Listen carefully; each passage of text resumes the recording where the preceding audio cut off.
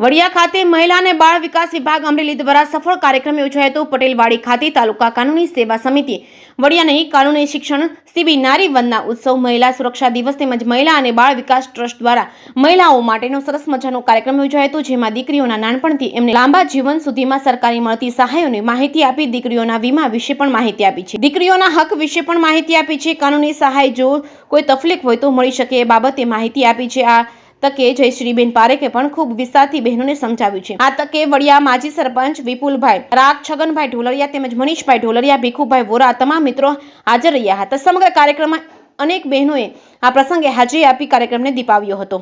JKS news Gujarati સાથે રાજુ કારિયા, વડિયા। પણ આજનો જે કાર્યક્રમ હતો એ વિશે થોડી માહિતી આપો ને।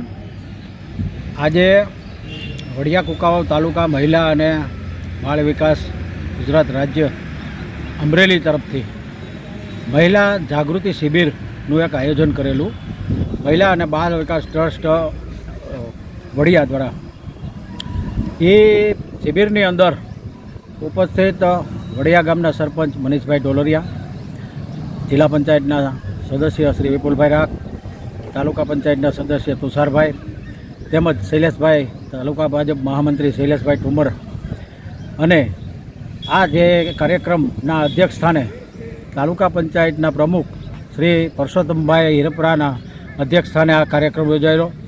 આ કાર્યક્રમની અંદર મહિલાઓના વિકાસ માટે અને મહિલાઓને મળતી સરકારી જે યોજનાઓ છે એ સખી મંડળ દ્વારા કયા કયા યોજનાઓનો લાભ મળે છે, કાનૂની શિબિર પણ સાથે હતી।